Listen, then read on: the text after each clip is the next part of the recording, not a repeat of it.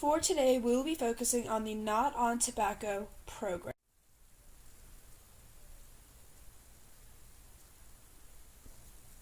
The evidence-based program that is our target focus for today's presentation will be on tobacco prevention and control, tobacco cessation in teenagers, more specifically relating back to the Not on Tobacco program.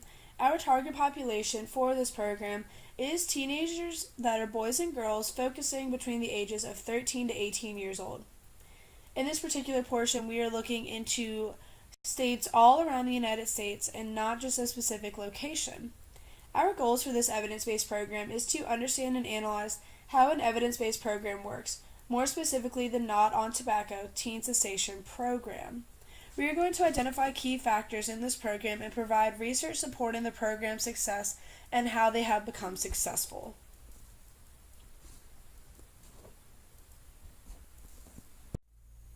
Social factors such as family, religion, and culture, and wealth impact the effectiveness of the program. When working with teenagers, social factors are extremely important. Studies from the Centers for Disease Control and Prevention have shown that in the United States, people living below the poverty level and people having lower socioeconomic status and educational attainment excuse me, have had higher rates of cigarette smoking than the general population. Among people having only a GED certificate, smoking prevalence is more than 40%, the highest of any socioeconomic status group. If a teenager is living in a lower SES household and the parents smoke cigarettes, this can make the teenager more susceptible to smoking. When working with a program such as the Not on Tobacco program, researchers, volunteers, and staff members need to know as much as they can about who they will be working with. This could be talking to a counselor, trying to stay away from their parents at home while they are smoking cigarettes to avoid temptation, turning to playing a sport, and focusing on something else to draw all temptation away from cigarettes. The more social factors they learn about someone, the better they will be understood. When establishing programs for teenagers, they all must keep a clear sense of judgment and non-bias. These students and teenagers are participating because they truly do want the help and may have never had the chance to reach out until now. These schools that the Not on Tobacco program focuses on must meet a criteria. When they end up finding these schools all over the United States, extreme diversity comes into place. This can actually be a great thing for them. The students can work with people that they feel comfortable and that can relate to. For example, a shy young white lady coming from a lower SES household will most likely feel comfortable and relate more to a younger white woman, since they are the same gender and race. Teenagers can be very sensitive and anxious to new situations, especially one that can be a challenge for them. The Not on Tobacco program has ensured that this program appeals and accepts diversity. The Not on Tobacco program encompasses short sessions, private small group settings, delivered to young men and women separately by the same gender, and also integrates nutrition, physical activity, and cultural identification. The most important thing that will help this program in the long run is allowing the teenagers to just feel comfortable and to talk to them in their normal surroundings. The results of this program have showed rather becoming successful and will continue to be successful. The Not on Tobacco program has addressed public health priorities rather well. They make videos, commercials, addressing faculty members and children separately at schools, telling them to get involved and telling them why they should get involved. They work with major foundations such as the American Lung Association, the Centers for Disease Control and Prevention, universities around the United States, and World Health Organizations. They strive to get their program out there as much as possible. This program wants to help in any way they can by promoting nutrition, healthy and active lifestyles, sports, and bringing communities together. It is clear that so far what they have done is rather great. In the 2015 to 2016 school year for Colorado, 56% of students who participated in the Not on Tobacco program increased their grades and attendance, 66% improved diet and exercise, and 76% learned how to manage their stress better and not smoke. The internal and external infrastructure of any major organization is crucial in just how much that organization can grow and make a difference. The Not on Tobacco program has major key players when it comes to the growth. The Not on Tobacco program was created by West Virginia University, more specifically the Prevention Research Center. The Prevention Research Center created this program and reached out to the American Lung Association to collaborate and share this program with as many schools around the United States as they could find. After the American Lung Association agreed to fund and take hold of this program, the Centers for Disease Control and Prevention took a hold of it as well. Once two of the biggest health organizations took charge of such a great program, it was bound to be successful. These organizations work together by helping spread awareness to schools around the United States and to help fund the program. After only 10 years of research by public health professionals, epidemiologists, professors, and a great amount of volunteers, such an organization has achieved so much and is still continuing to grow every year. The amount of workers they have all around the United States is incredible. There are a lot of important roles. No task is a small one for them. Every staff member, researcher, and volunteer have all made a significant impact on why this program has become successful. Not only do public health professionals and researchers take part in this program, community development workers, school system employees, and state and regional coordinators all take part in helping bring this program together. Given the advancements of the programs, one major key factor is money. Funding helps the program expand and implement research. Sometimes companies will reach out to external stakeholders to help forward funding certain programs. An external stakeholder can be someone who is inside the same type of business, such as public health or a company, or a person that does a completely different type of profession but is willing to invest in that certain company. Some of the biggest external stakeholders for the Not on Tobacco program are the American Lung Association, the Centers for Disease Control and Prevention, the West Virginia Department of Education, and other American Lung Association sectors across the United States, such as Colorado and Florida. In an article posted by the CDC, researchers mentioned that involvement of multiple stakeholders, including school personnel and students, in the Not on Tobacco program design resulted in a program that is feasible and effective, that attracts local campaigns and champions to spread here implementation into multiple locals. Personally, any stakeholder that wants to invest into something truly believes that the program or the investment is worth the funding. If I was part of these programs, I would firmly believe as well that the money I put in would be a great reward. A lot of funding does come from grants. A grant is given but not essentially or expected to be given back. A grant is essentially an offering of money, and the only thing that the investor or stakeholder wants in return is to see the grant be put into good use and to see a positive outcome. Any company or organization that receives a grant can only use it for a specific use. The Not on Tobacco program needs to keep the current grant sponsors up to date at all times. Lastly, the community support is the biggest connection in how all of this ties together. If there is little support from the community, there is a great chance that the program will not be successful. The CDC came up with a program called the Community Prevention Services Task Force. It is composed of 15 members serving 5-year terms. The Community Preventive Services Task Force is an independent, non-federal, unpaid panel of public health and prevention experts that provide evidence-based findings and recommendations about community preventive services, programs, and policies to improve health. Its members represent a broad range of research, practice, and policy expertise in community preventive services, public health, health promotion, and disease prevention. This program helped the Not on Tobacco program in many ways. Since the Not on Tobacco program has a lot of goals they try to accomplish, they need experts to help them implement the correct resources and the target needs. There are many different ties to communities all over the country that have helped the Not on Tobacco program, local, state, and federal. However, the task force has been the most effective in the past 20 years.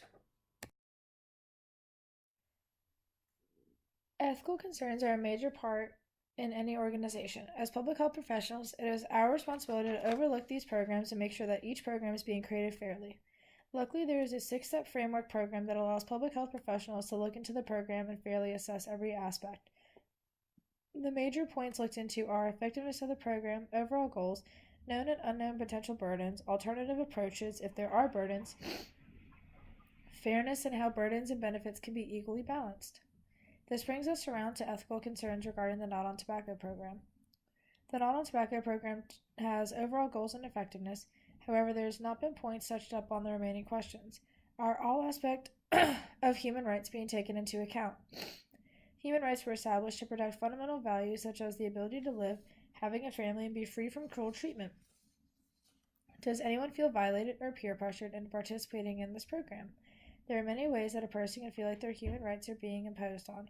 Fairness in the work environment as well takes into consideration. For example, if the Not on Tobacco program goes to schools, do teacher and faculty members feel obligated to not smoke around their students or other staff members? This is where a certain law comes into place. 29 states and the District of Columbia have laws that make it illegal for employers to impose restrictions on their employees' tobacco use when they are off duty except in limited circumstances. Under these laws, commonly called smoker rights or smoker protection laws, employers may face a legal issue under state law if they attempt to require employees to give up tobacco or participate in cessation programs as a condition of employment. The Not on Tobacco program must take this into consideration in the 29 states. Fairness comes in all aspects in that each person involved must be taken into consideration. There is also a fine line that public health educators and professionals must never cross. Public health educators are not medical professionals. We are only giving advice, facts, and knowledge and research. We do not diagnose. This could raise a lot of concerns and conflicts. The Not on Tobacco program reaches out to people who help them gain knowledge and reasons to quit smoking. If they stated something as, "We are diagnosing you with addiction to tobacco products," that is a big no. Public health professionals look after anyone that they come in contact with. The Not on Tobacco program has done well to assure the delivery of their program is free of ethical issues as possible.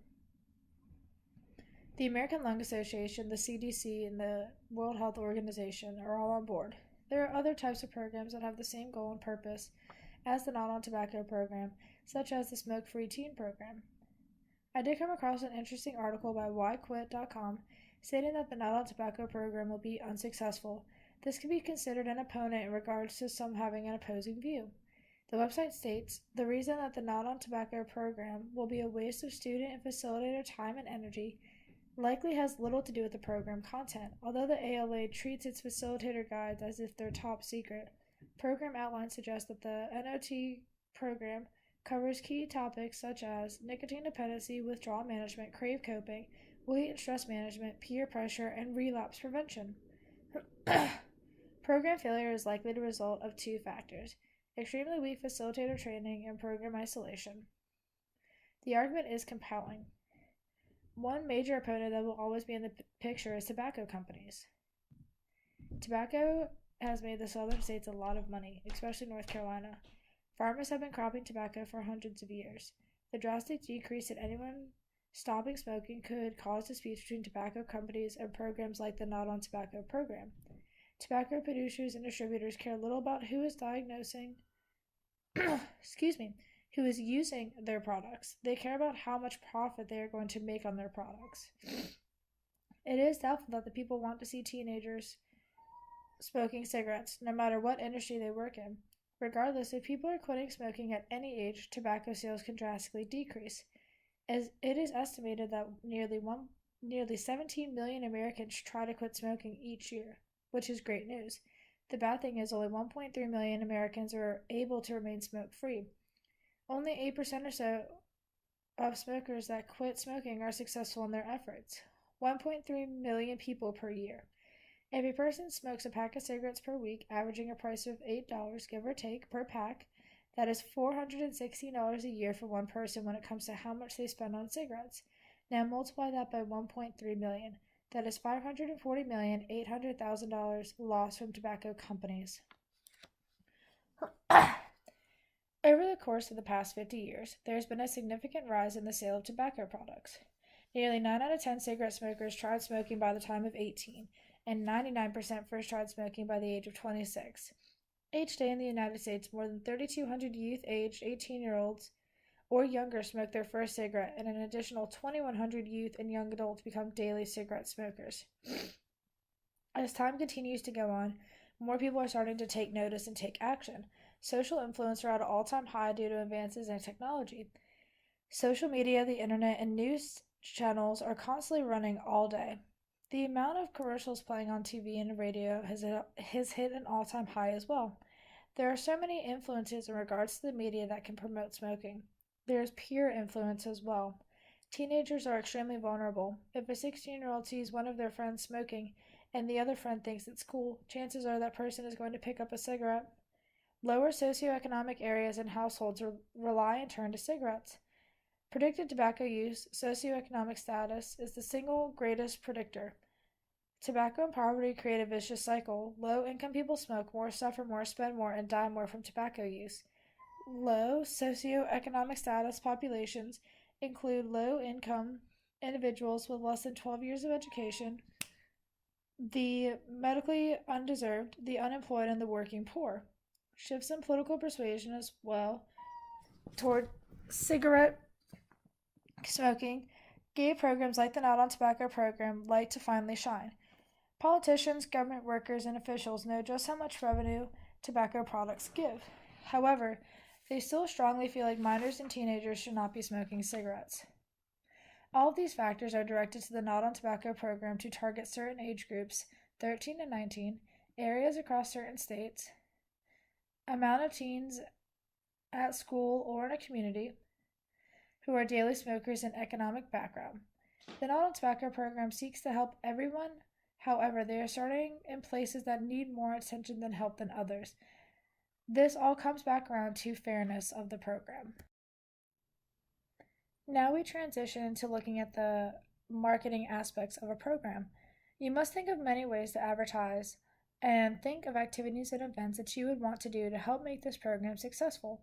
With technology becoming so advanced these days and the media becoming so mainstream, as previously mentioned, I would use these aspects to my advantage when it comes to marketing the Not on Tobacco program.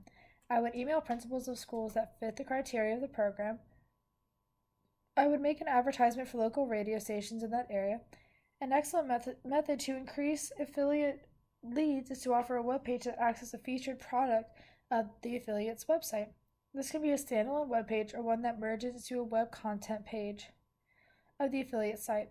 I would also use billboards around the city. They are still a great way to advertise. Make signs that contradict smoking and hang them in many places where teenagers would go.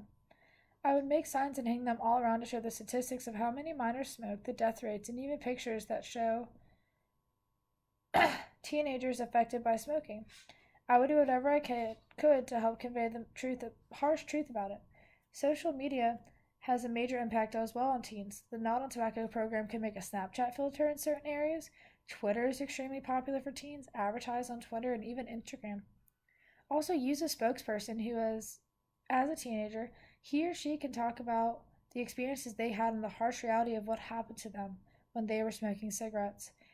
The Not on Tobacco program has a lot of successful stories. Using them will help a lot. The saying is talk is cheap, but if you can back it up, it'll go a long way.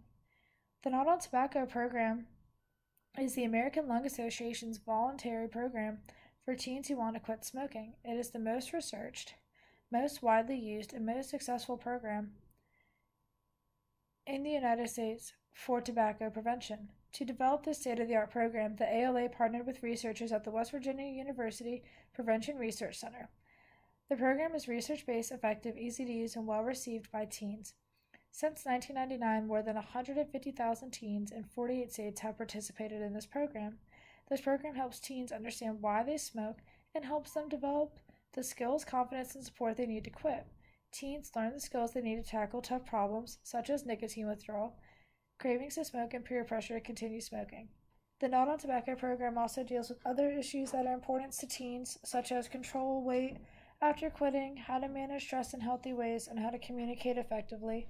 The Not on Tobacco program has different tips for boys and girls because research shows that boys and girls have different reasons for smoking and need different strategies for quitting. There are short and long-term effects to every program. For the Not on Tobacco program, there are a few of both. In regards to short-term, the short-term effects are to have the students participating to gain knowledge and enlightenment of the program and the harmful effects of cigarette smoking. Other short-term effects include getting closer to their peers, becoming more comfortable talking to their parents about smoking, and hopefully quitting, focusing more on their studies and less on worrying about cigarettes. Long-term effects are what the Not on Tobacco program is really striving for. The number one long-term effect is for minors to stop smoking. By stopping smoking, their quality of life will drastically improve, or at least that is the goal. By stopping smoking, they will become healthier, be able to focus more on more important things as well. Now, every program has success stories and some that are unsuccessful. Not every student will stop smoking, but hopefully the ones that do will continue to encourage others to stop. As of now, I have not found any drastic negative effects toward this program. The American Lung Association really does a great job in providing everything it can for the communities. For example, they provide free facilitator certification training, all curriculum materials, swaggy, incentives for youth participants, funds to support implementation, $100 thank you stipend for each group facilitated. People want to volunteer and be involved with this program. This program is great for people who are focusing on anything in the medical field and public health field, and working with minors, public health professionals, social work, community development as well. As the Not on Tobacco program continues to get bigger, the success rates will still get higher. These programs still target areas that meet certain criteria and will do anything that they can to help those who need it. Once people in other communities really know what this program will do for them, it is only a matter of time before they will say yes. Thank you.